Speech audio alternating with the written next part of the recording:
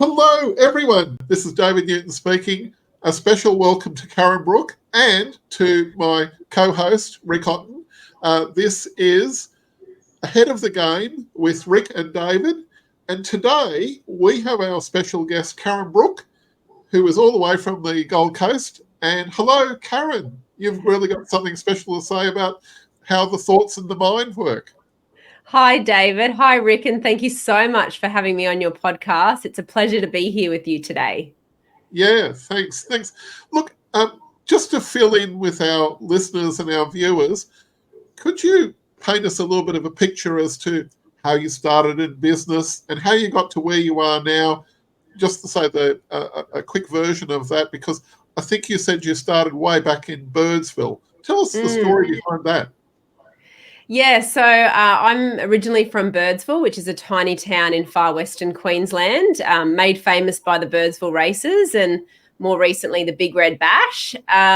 So I grew up there. I went to boarding school in Adelaide. I actually always wanted to study medicine and become a Royal Flying Doctor.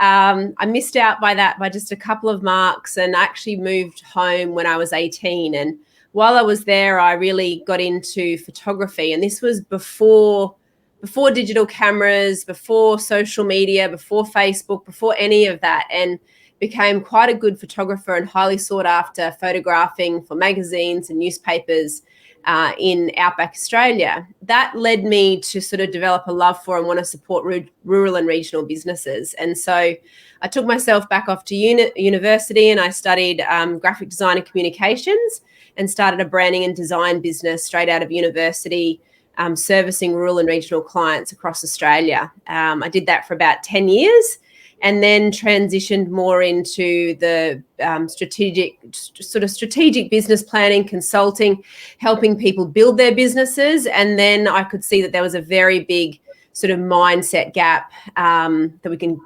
talk about today in terms of we can have a plan and a strategy, but it doesn't mean we have the mindset or the self-image to execute it. And so that sort of led me to work with my now late mentor, Bob Proctor, in Canada, and build my business to the next level over the last 10 years. So I've been 20 years self-employed. So, yes, It's been quite a ride. What was the spark that led you to Bob Proctor? Was it an accidental find online, or was it a friend's referral, or there must have been something that was a magic story behind that? Yeah, there was, absolutely, David. So I was certainly at a crossroads myself. I was in my late 20s.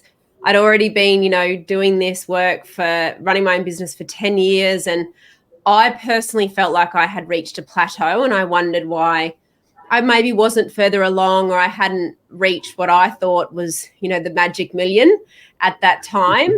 But at the same time, I could see I was working with my clients, and they had great businesses, they had great potential, they were smart, they were highly educated, but they were achieving results less than what they were capable of. So I guess my own sort of pursuit of having a breakthrough, and also in the spirit of my clients, I stumbled across on YouTube meditation with Bob Proctor, and 14 days into that, I sort of sat bolt upright and thought, wow, this man knows something that no one else is teaching. I haven't heard anyone, teach in the way that he has. And I had been studying a master's degree at that point in organizational analysis. I'd studied with incredible people from around the world, but no one was doing what he was. And sort of then and there, I basically booked a ticket to Toronto, booked a ticket to Canada, and I went and worked with him for a week.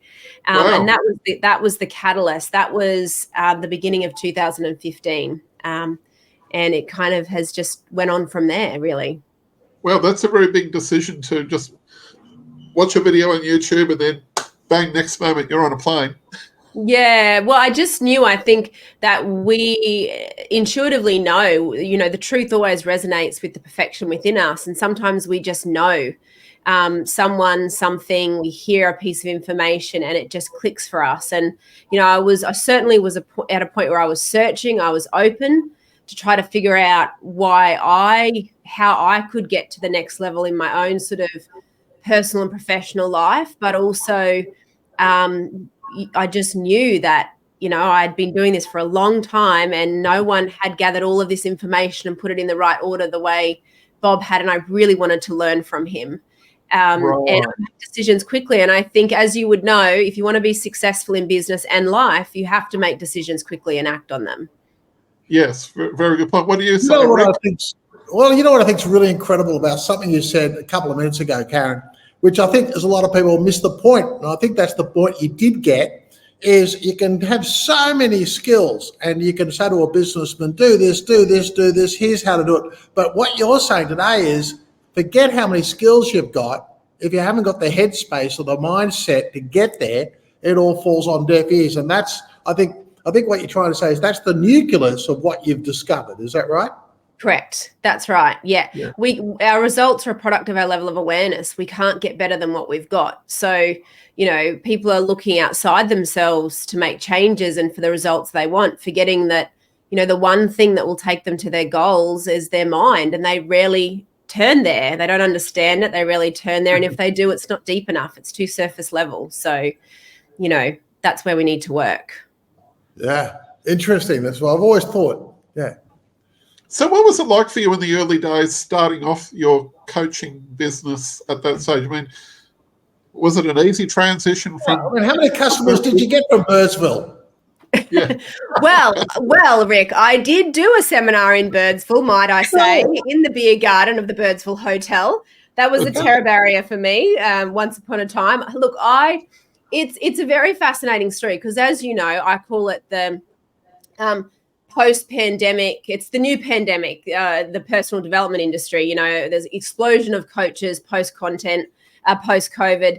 And, everyone you meet now is turned to coaching but when I started a very long time ago, it wasn't so much like that. No one was doing what I was doing in this part of the world, really. And very few people really knew who Bob Proctor was at the time. And if they did, they thought he was American, and sort of just put him in that box of, particularly in Australia. So I was really coming back with information. I wanted to bring it back to Australia and I wanted to integrate it into what I was doing. And no one was really doing that. So I had to basically make a market for myself, which meant getting out there, doing, backyard kitchen table events, speaking in pubs, getting a group of anyone that would listen, webinars. I'd do webinars and one person would show up or no one would show up. And I'd keep doing them because I just really believe that if people understood this, life would be better. They would have the keys to the kingdom. They would understand why they are the way they are and why they were getting results the way they were and what they could do to change it. And I could help them. So I very much built my own industry, my own economy. And that was the start of 2015. And in that first year of business, I had 100 clients go through the coaching with me, which was unheard of globally in terms of at the time with Procter Gallagher and other sort of consultants that were in the world. It was very new. It's nothing like it is today. It was very new back then. It was unheard of. Volumes of the average consultant, so to speak. What's that? Sorry? You did an above average. Yes, but I didn't realize that at the time, David. Oh, right. I didn't realize that. I just started to be invited to spend more time with Bob, and someone would help me with this, and I was just like, oh, thanks, great. I was never in it for the accolades. I was never in it for awards or I didn't even know that existed when I got started. And I certainly wasn't in it to make millions of dollars. That wasn't on my radar at the time. I just knew that if I could get this into more people's hands, it would improve families, businesses. They would be able to have sustainable growth. They'd be in control and they would have a system to follow. And, I think that's been the legacy of my success and why I've been so successful for so long, because I guess that integrity as a coach, and as a person in the industry, I've been around for a very long time. And I think that's important now. Yeah. No, it's a very good story because you really have optimized everything that you've been talking about. You've shown in your own life. Mm. And that's Karen, a really big thing. how much there. of your business is Australian and how much of your business is international? Well, that's changed over time, Rick. At the moment, it's probably 95% Australia. But at different times, before COVID, when I was traveling a lot more internationally and I was on stage with Bob in Los Angeles and, I was doing bigger events and so forth, it was probably 80-20 at the time. Right now, we've got 3 clients in the US, I think 1 in India and 1 in Germany. So it really swings in roundabouts, how and where they come from. But, I'm certainly open and available to a global audience, and we attract clients from overseas and have done for 10 years in that space. Well, and you're in an industry where it really doesn't matter where you're located anyway, right? No, it doesn't matter. That's exactly right. And with technology and, communication and time zones, we have ways to work across it now, and that's amazing. Yeah.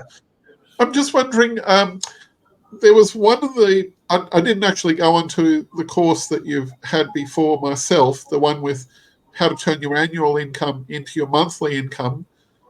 But you said that you had done that course yourself with Bob, and he put you up to, I remember you saying at the Elevate conference earlier in February this year that he put you up to, hey, do this yourself. Can you share us a bit of the story behind that and what that course specifically has done for you and maybe even for some of your clients that you've got? Well, okay, so there's 2 parts to this. The annual income to monthly income is more of the concept as an idea of how do we stretch, how do we grow, can we take a really radical idea and work with it to make a quantum leap or create growth in a business. The second, the actual sort of program or system is the Thinking into New Results system over 24 weeks that we then use to execute on an idea like that. So whether it's annual income to monthly income, or you want to 3 times your income, or it may not even be a business or an income goal. It may be some other, fantasy goal that you think is too big for you, but you really want it. So then we can use the Thinking into Results system to close the gap, to create that paradigm shift. So the story that you're referring to is in 2015 when I started to work with Bob Proctor, and I was now able to integrate the TIR system into my work. He said to me, "What do you really want, Karen?" And I said, "I want to help people all over the world change their life," spoken like a true coach. And then he just looked at me dead in the eye and said, "Well, change your own life first." And I was like, okay, all right. And I just became the most serious student of the work. I told the world what I was going to do, but showed them first, in the words of Napoleon Hill, Think and Grow Rich. I got results. I used the material. I studied it every day. I used it in my own life to create the changes that I wanted. I used it in my business to grow my business. And so, as you know, when you're selling a product or a service, you can't just sell intellectual to intellectual. Like, feeling comes into it and truth, you know. So I was practicing and using what I was also selling and what I was promoting and when I'd say to someone, look, if you make a decision and take a little bit of your time and a little bit of money and you get into this, in 24 weeks, you're going to need a telescope. People believe me because it's true. So, that's that story. And I guess, goodness me, I have used it to turn my annual income into my monthly. And back then, I sort of went from probably the most I'd earn in my design business was $400,000 a year. Like, I was well off $1 million in that business at the time. And out of that, I was probably earning 100, So, and then I thought, well, could I earn $100,000 a month in this business? Like, could I hit that $1 million? So that was kind of the first thing that I wanted to do. And so I did that. And then I wanted to see whether I could 3 times my income. So 3 times my income working half as much. So on my way there, I sort of played with concepts that seem radical, that to a lot of people would think you can't just triple your income and not work as many hours. Like, that's not the way the business culture works. So, so I'd test it. I'd say, well, can I do that?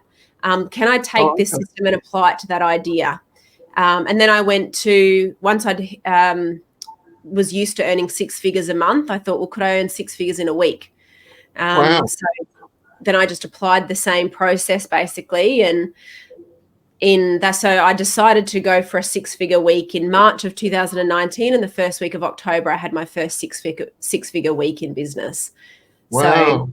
So, so I just sort of, David and Rick, I like to, I say to my clients, I'll never ask you to do something or teach you something I haven't used myself or tried.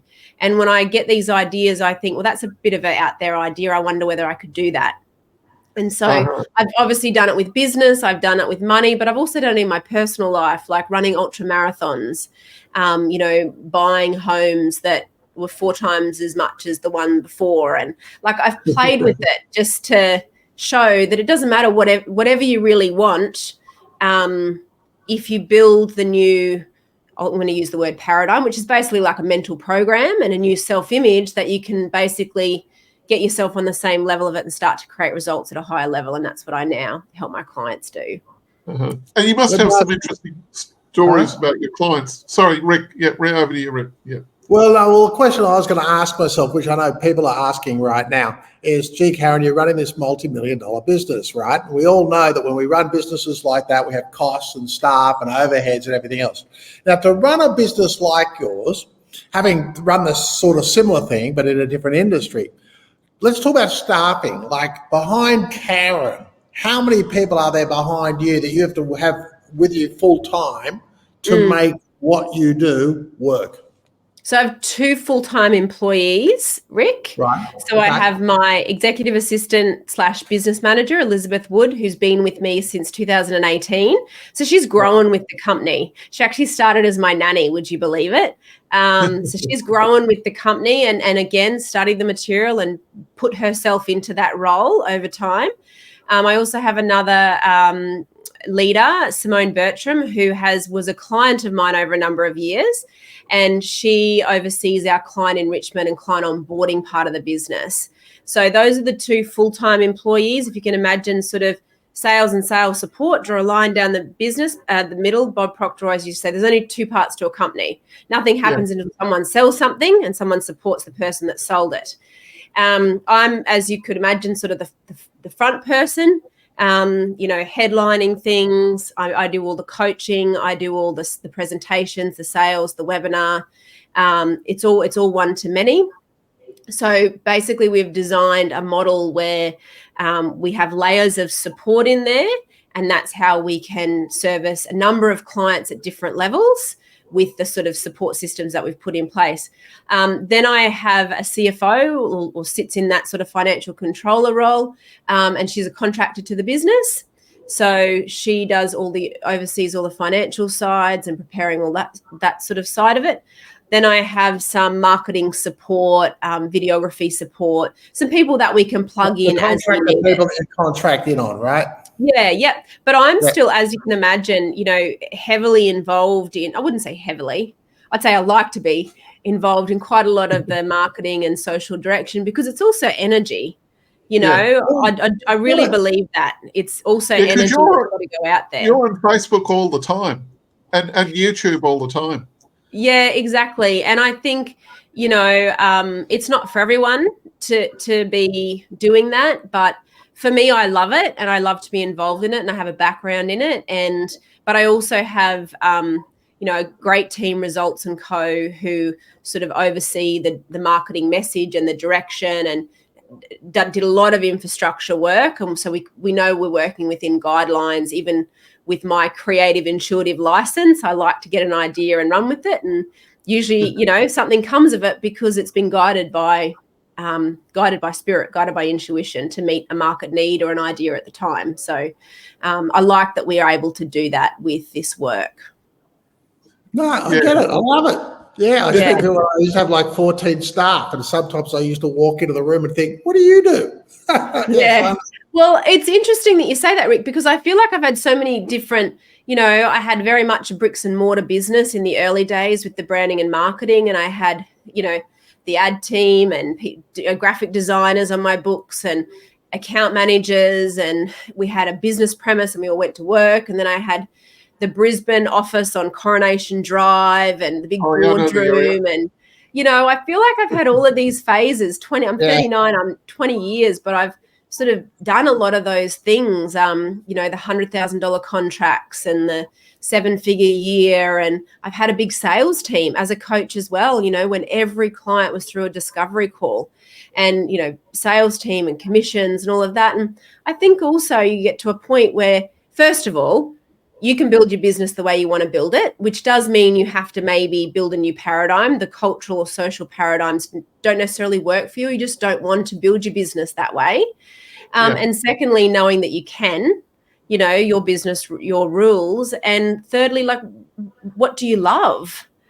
Do you want to manage a big team? For some people, that's what it is. I'd like to create leverage and make sure they're really looked after, but also that with the people that we serve, we do a great job. When we do that, we get referrals on that, but also we can give back. So donate to charity and do things in the community and put on events. And, you know, so I think it's what do you really want? You know, what do you really want your business to look like? How do you really want to live? And then what's the right sort of model for you to be able to do that? So, so that's how I've come to my beautiful team now. Well, it comes into the one last question I've got, and I'll hand it back to Dave, which is knowing what you know now and knowing the amount of years you've been in this business. If I said to you, you had to start it tomorrow from scratch, knowing what you know now, what would you have done differently?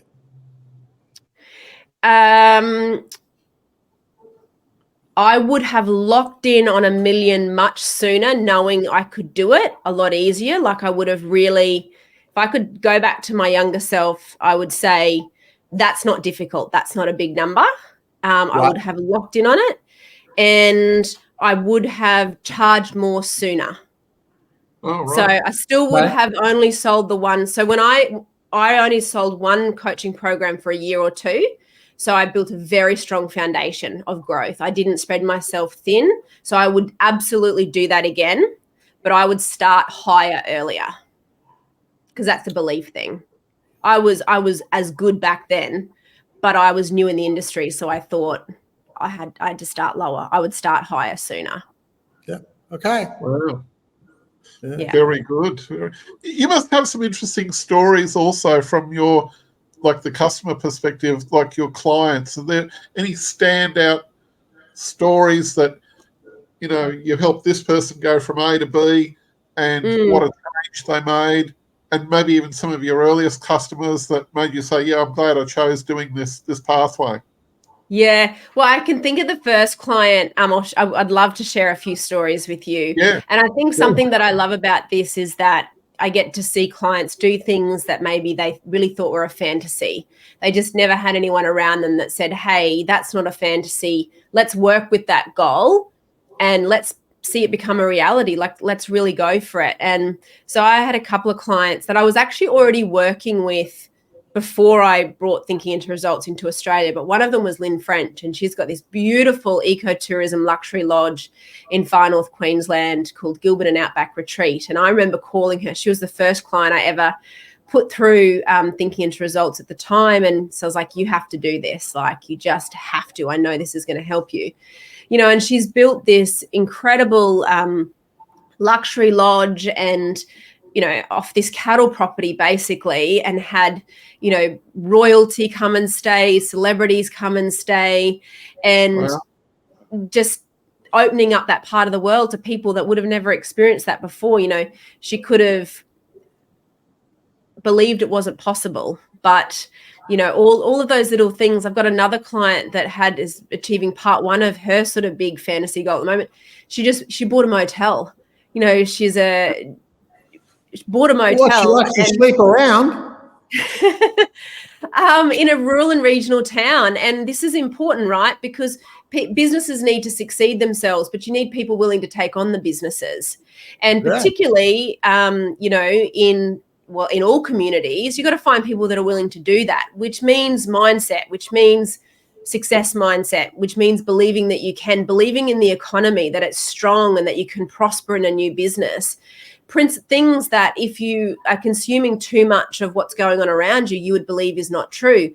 So, you know, she was able to retire someone in her community who wanted to get out of the business and take it on and keep it local, and now grow it and innovate it for her, not only her community in Far North Queensland, but the broader regional economy. And that's massive. And this particular client, Kelly, has been with me for a long time. Started with me way back in 2016, has achieved many goals along the way, and now more recently has bought a motel. So that's an example. I think another example, a great one to share with you, is a client, Shane Hiscock, Locate Buyers Agency in Brisbane. You know, he's built this incredible buyers agency, but when he first came to me and thinking into results, you know, he'll openly admit he was struggling. He was earning 6 figures as a real estate agent, but sort of felt like he was never getting ahead, never had enough. You know, wheels were sort of spinning, not really going anywhere. And someone had recommended to him actually that he had said, well, you need to work with Karen Brook. And he confesses that when he came, he was like, you know, not another personal development program. What's going to be different with this? And he got into it, line in the sand. He was like, this has to work for me. And his whole life is completely different now. Like, he got into it. He did exactly what I told him to do. We turned things around financially, and then he went out and he started his own business. And I remember when he called me, David, and he said, you know, I think I want to start this business, but I'm scared, like, you know, children, wife. And I said, Shane, you can always measure what you're giving up, but you can never measure what you're going to get. You can measure the salary, you can measure those things that you make, but you can never measure what you're going to get. And within the first 12 months of his own business, he turned over 7 figures. Wow. You know, so it's a lot, it's life changing. You know, it's telling me, Karen, listen to what you're saying to me now. Again, I think it supports what you said earlier. It's not about the tools, it's about people's belief systems. And this is what I feel like you're plugging into, right? Yes, absolutely. Yeah. And you know, we're operating on sometimes old, often outdated self-images. It's like using an old computer, but you want faster speeds, you know, but the computer can't give it to you. We've got this bio computer and these programs on it, and we have to be willing to upgrade them and change them if we want better performance, you know. Like, I'm a pilot, and when I get in an aeroplane and fly to Birdsville, I don't expect to get there as the speed of a jet. I can go as fast as a Cessna 210 will take me. If I want to get there faster, I've got to get the jet. And yet it's the same with life, that if you want better results, you've got to be willing to upgrade your operating system. And that's what I really help people do, upgrade that operating system so they can create the results that they want at the level that they want them, and take the guesswork out of that. Because, you know, you've seen the explosion in the personal development industry post-COVID, the explosion in micro content. And quite frankly, I think it's doing more harm than good, because people are bouncing around the internet, getting a little bit of a hit of dopamine everywhere, feeling better about themselves for a weekend or two, but the results don't change.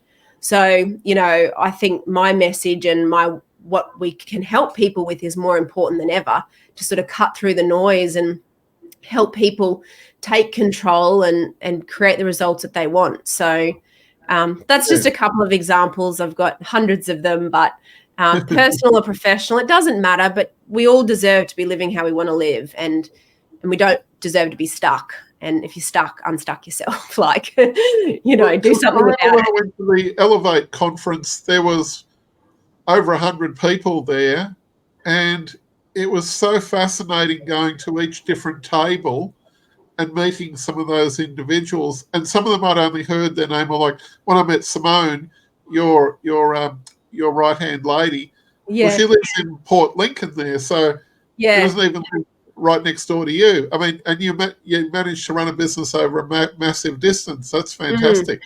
You know? Yeah, it is incredible, David. And, you know, our community is incredible, from, you know, CEOs in Sydney, people that have run multinational businesses that, you know, have found a home within our community, because it is so dynamic. We don't just look at one particular area. You can, you know, I've got another client, Athena, and she said, I needed someone holistic that could help me take a look at how I was running my life at home and my relationship with my kids, but also my corporate career and what the succession for her was going to look like as a C-suite of a multinational company. Is that as good as it's ever going to get? What was next for her? And so that holistic perspective. And then you've got graziers, and you've got farmers, and you've got, someone else in America in sales. But the common people are just drawn here through a common bond. And I love that. And I also love the fact that, we're not saying don't wait until things are not going so well. Like, leaders lead from the front. If you want to be on the front foot with this, don't wait until all of a sudden, you really need to do something differently. It's too far down. That, like, be on the proactive about this. It's what you're doing when you're doing well that makes, Right. that really, I mean, if you're not going so well, definitely do something about it. But once you're out of the gates and you've turned the corner, keep growing. Don't settle. Be always grateful for what you have, but don't ever settle, because if you start to settle, you lead to disintegration. You think you don't have to grow. You think you don't have to keep setting goals, but that's what makes life interesting. That's what makes you feel happy and healthy, and and that's going to solve a lot of problems for people. You solve the problem there, and everything else will begin to come right in the rest of your life. Yeah. Are there any big seeds of wisdom that you would like to leave an impression upon people who have listened to the podcast this far? Something Exactly what I was going to say, David. Exact same question. We think on frequency. There you go. You two are thinking the same thoughts. Oh, look, that's a really great question. I think, some words of wisdom that were given to me: tell the world what you're going to do, but show them first. Every decision that you make is a vibration. It's moving you somewhere. Like, make the decisions that require courage and for you to be brave. And I think, a lot of people, psychologists have looked at this. A lot of people think for one reason or another, it's for somebody else. Whether it's success or whether it's goals or money or whatever it is. But I think, believe that you can do it and you can have what you want, and make the decisions that will take you there. But, let your decisions and your actions speak louder than your words. Go and do it. Make a decision and act on it, and don't think that the goal or the dream is too big for you. I can guarantee you, if you and I had a conversation, your dreams wouldn't be big enough right now. Most people are playing well below what they're capable of. They just need a system to see it turn into results. So, set your big goals, be bold about it, whether it's personal or business, it doesn't matter as long as you're growing, and then tell the world what you're going to do, but show them first. Can I ask you one thing? The people that are listening to this, how can they get in touch with you? And do you have something there that will give them a little bit of a head start and say, hey, look, I really want a part of what Karen's doing. How can I get into your world? Yeah, thank you. I would love, on my website, I've got a great training. It's called How to Turn Your Annual Income into Your Monthly Income. A very comprehensive, like 40+ page guide, and a training that actually goes with it.